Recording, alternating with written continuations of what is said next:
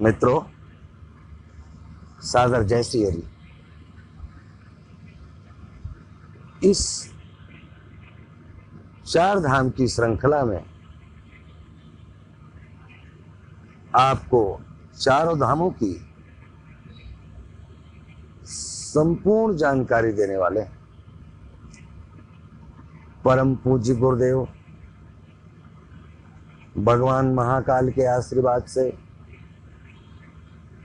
गणेश जी की कृपा से और माता शारदा और सरस्वती की अनुकंपा से यह सब मैं आप सब तक पहुंचाने में सक्षम हो रहा हूं। यह जन्म हमारा आपका सार्थक हो रहा है। मित्रों, चारों धामों की जानकारी की श्रृंखला में प्रारंभ करते हैं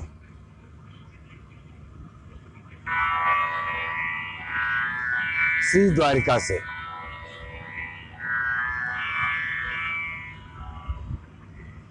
द्वारिका वह पावन नगरी है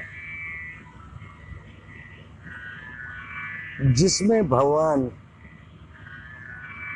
कृष्ण का सार समाया हुआ है।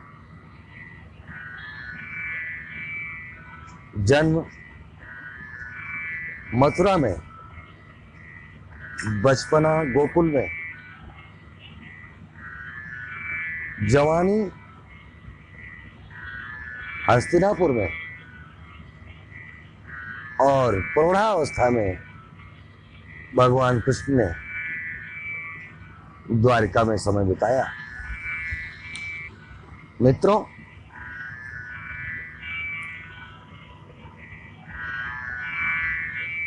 विचार करें, क्या डूबने वाली है द्वारिका? इस समय यूरोपीय देशों की अस्त्र शस्त्रों की होड़ में, विस्तारवादी नीति में और आक्रामक रवैया के कारण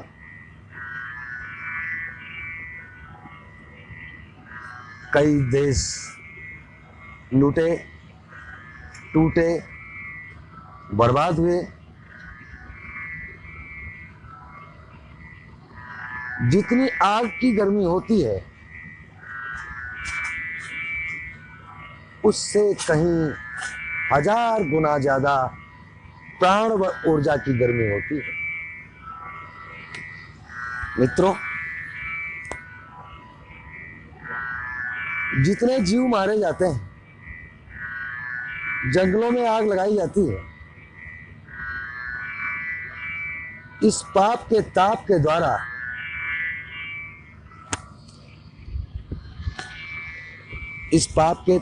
द्वारा ग्लेशियर पिघल रहे हैं। और यही स्थिति यदि 2050 तक रही तो 2050 में डूब जाएगी द्वारिका। यदि इस घटना को टालना है तो हमें हरित क्रांति, शांति वातावरण, सौहार्द की भावना और जनसंख्या नियंत्रण पर ध्यान देना होगा। मित्रों, यह द्वारिका गुजरात राज्य में देवभूमि पर द्वारिका जिले का एक शहर और नगर पालिका है। यह अरब सागर के सामने कच्छ की खाड़ी के मुहाने पर, गोमती नदी के तट पर, दाहिने किनारे पर, ओखा मंडल प्रायद्वीप के पश्चिमी किनारे पर स्थित है।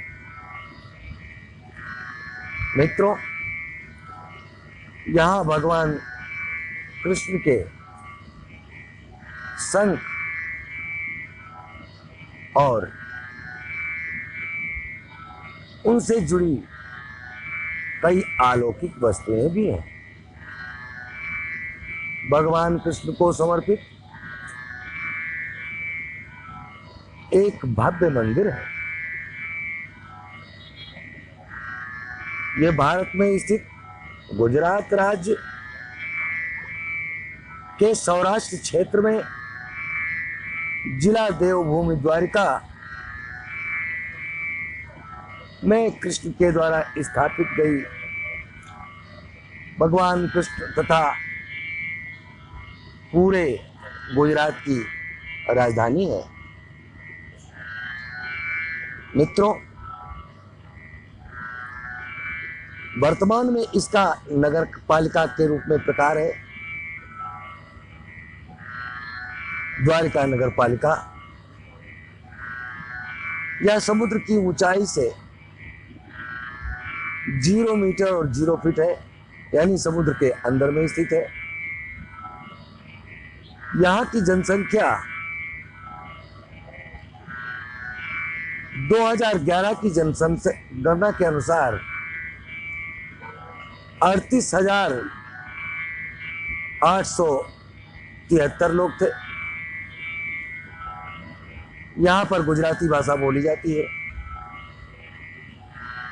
हमारे चारों धामों का यह केंद्र है। सप्तपुरियों में महत्वपूर्ण नगरी है। इसे समय क्षेत्र की सीमा में देखने पर UTC प्लस 5.30 IST है।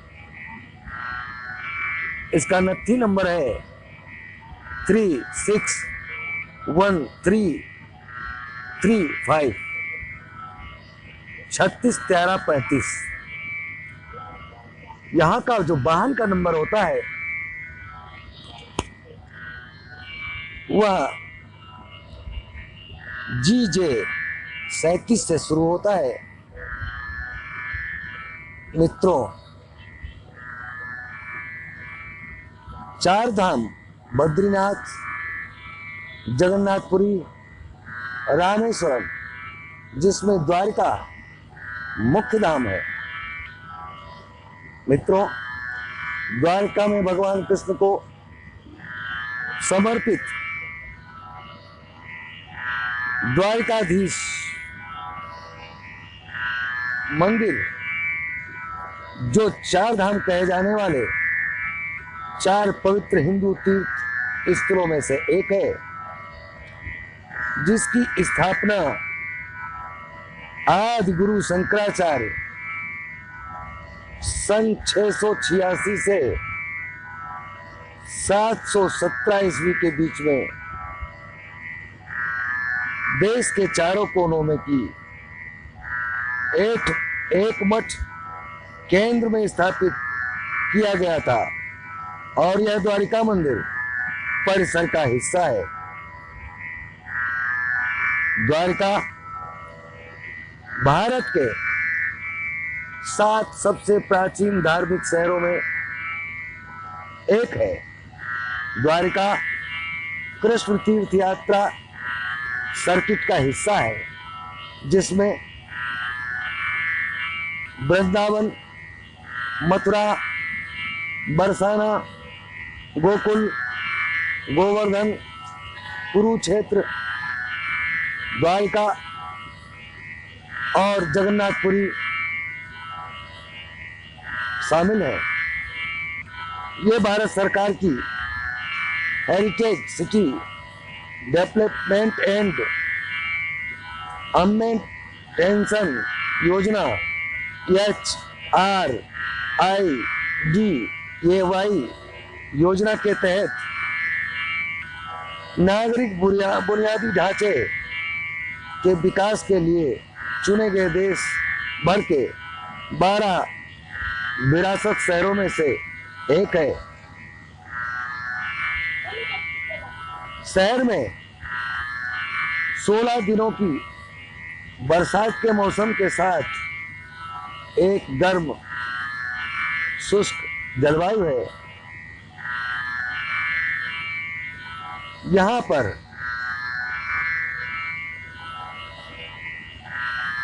मुख्य आबादी में जन्माष्टमी का मुख्य त्योहार भाद्रपद कृष्ण जन्माष्टमी अगस्त या सितंबर में मनाया जाता है। यहाँ पर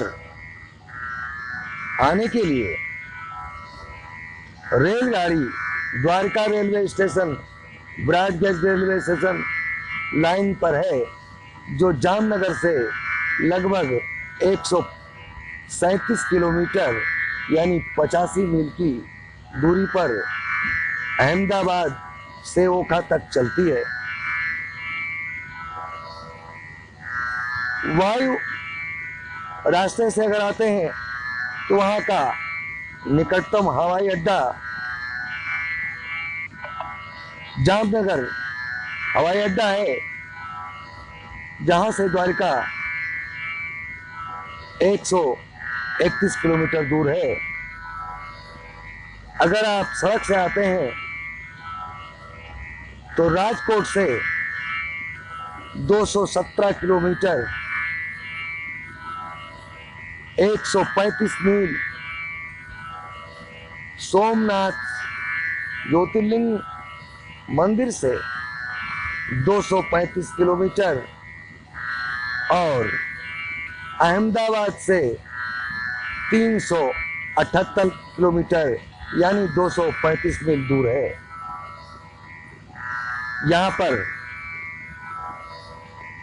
भगवान कृष्ण के शंख तथा उनकी मनमोहक छवि का दर्शन कर लोग अपना जीवन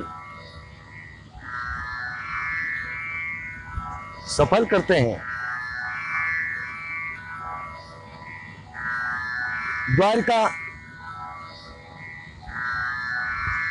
को गुजरात की पहली राजधानी भी माना जाता है। यहाँ स्मिथसोनियन इंस्टीट्यूशन से अकबर के शासनकाल के दौरान बनाई गई कृष्ण की द्वारिका को दर्शाती एक पेंटिंग है। शहर के नाम का शाब्दिक अर्थ है प्रवेश द्वार। द्वारका को इसके पूरे इतिहास में मोक्षपुरी, द्वारकामती और द्वारकावती के रूप में भी जाना जाता है। महाभारत के प्राचीन महाकाव्य काल में मिलता है किंवदंती के अनुसार मथुरा में अपने मामा कंस को हराने और मारने के बाद कृष्ण यहाँ बस गए थे।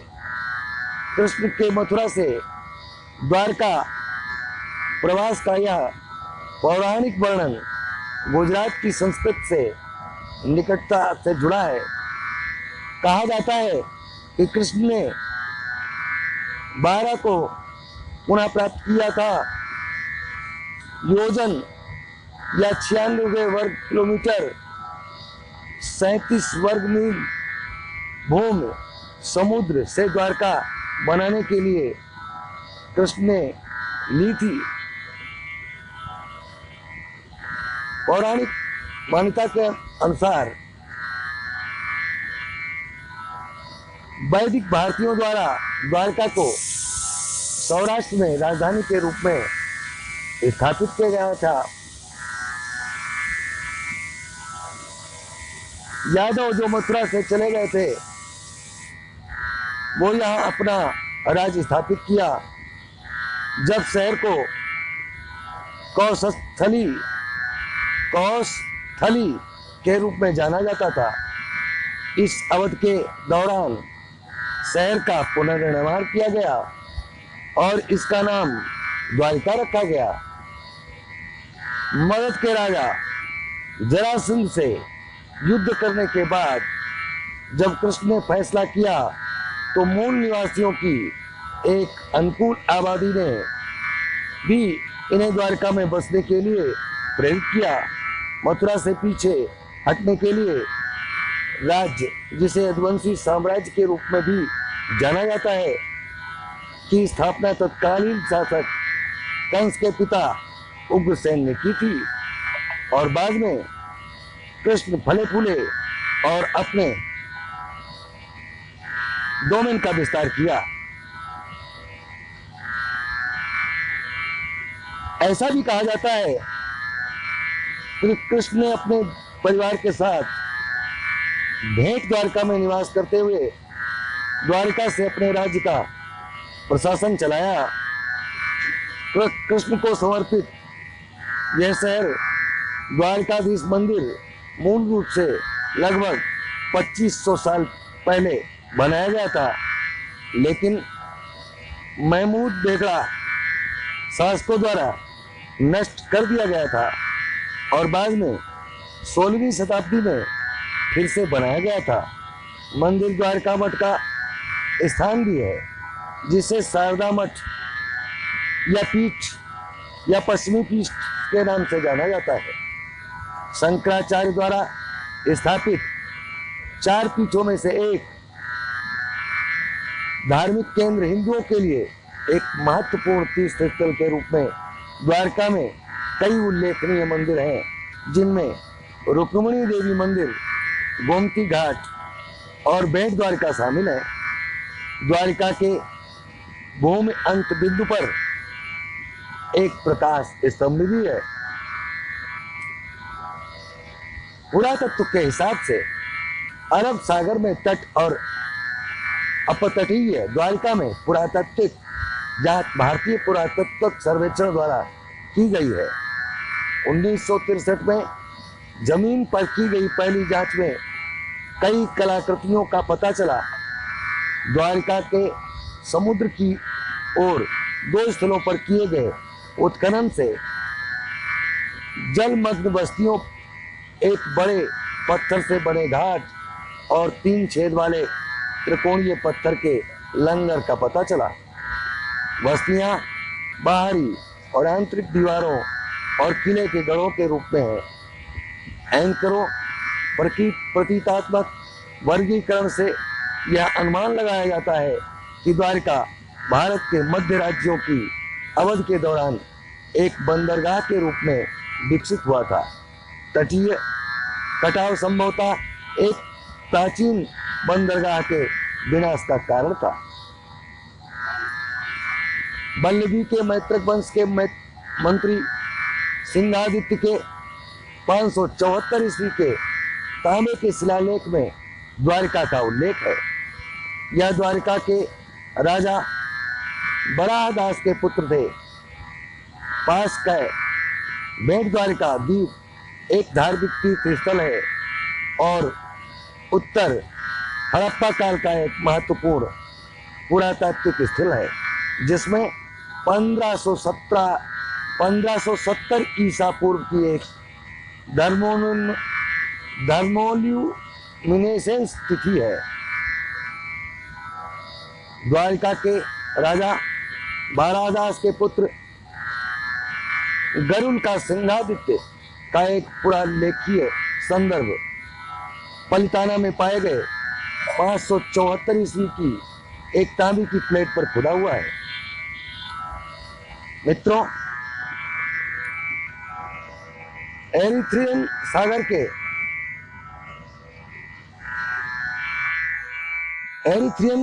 के पेरिप्लस के यूनानी लेखक ने बराका नामक स्थान का उल्लेख किया है, जिसकी व्याख्या द्वारिका के रूप में की गई है।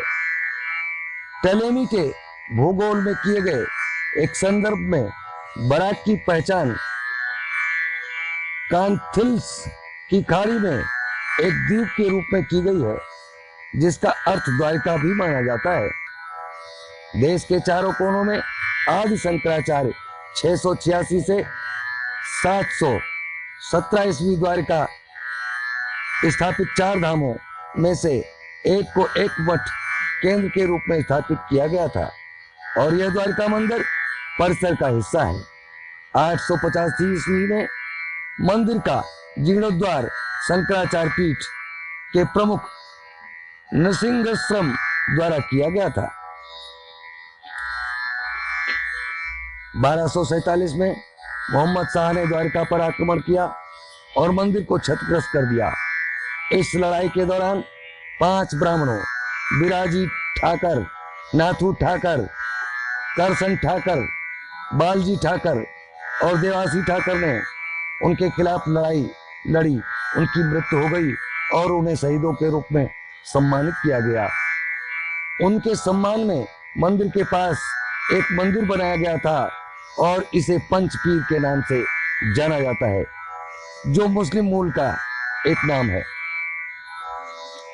मित्रों, 1473 में गुजरात के सुल्तान महमूद बेगड़ा ने शहर को बर्खास्त कर दिया और द्वारका के मंदिर को नष्ट कर दिया। बाद में जगत मंदिर या द्वारका मंदिर का पुनर्निर्माण किया गया। वल्लभाचार्य ने द्वारकाधीश की एक मूर्ति को पुनः प्राप्त किया, जिसे रुक्मिणी द्वारा सम्मानित किया गया था। उन्होंने इसे लाडवा गांव में ले जाने से पहले मुस्लिम आक्रमण के दौरान एक बावड़ी में छिपा दिया था, जिसे सावित्री बावड़ी के नाम से जाना जाता है। 1551 में जब तुर्क अजीज ने द्वारका पर आक्रमण किया तो मूर्ति को बेट द्वारका द्वीप में से स्थानांतरित कर दिया गया। द्वारका ओखा मंडल क्षेत्र में 1857 के भारतीय विद्रोह के दौरान बड़ौदा राज्य के गायकवाड़ के शासन के अधीन था। 1858 में ओक मंडल में स्थानीय बागरों और अंग्रेजों के बीच युद्ध छिड़ गया। बागर्स ने लड़ाई जीत ली और सितंबर 1859 तक शासन किया। बाद में अंग्रेजों, गायकवाड़ और अन्य रियासतों के सैनिकों के संयुक्त आक्रमण के बाद बागर्स को 1859 में बाहर कर दिया गया था। इन अभियानों के दौरान कर्नल डोनेवन के नेतृत्व में मंदिर द्वारिका और बेट द्वारिका को नुकसान पहुंचा। उन्हें लूट लिया गया। अंग्रेजों द्वारा अत्याचार की शिकायत जामनगर, पोरबंदर और कच्छ के स्थानीय लोगों द्वारा की गई, जिसके कारण इनकी बहाली हुई। महाराजा खंडेराव और अंग्रेजों द्वारा द्वारकाधीश मंदिर का जीर्णोद्धार किया गया, जिन्होंने शिकारा का नवीनीकरण किया। बड़ौदा के महाराजा गायकवाड़ ने 1958 में द्वारिका के शंकराचार्य द्वारा नवीनीकरण के दौरान शिकारा में एक सुनहरा शिखर जोड़ा। 1960 से मंदिर का रखरखाव भारत सरकार द्वारा किया जाता है। सुदामा सेतु मुख्य भूमि द्वारिका को पंचकुई द्वीप में जोड़ने वाली गोमती नदी पर एक पुल 2016 में खोला गया था। मित्रों, यह इतिहास आदिकालीन से और 2000 की सदी तक है। अगर युद्ध इसी तरह से जारी रहा तो भविष्य कहता है कि यह नगरी के साथ साथ समुद्री तट के शहरों को बचा पाना मुश्किल है। मित्रों, यदि सभी लोग मेहनत करके और इस युद्ध का विरोध करें, युद्ध बंद हो तथा धुआं, आग, गैस न छोड़ी जाए तो यह द्वारिका बचाई जा सकती है। इसी के साथ हम अपने शब्दों को विराम देते हैं। इत शुभम। जय श्री हरि। वंदे मातरम। धन्यवाद।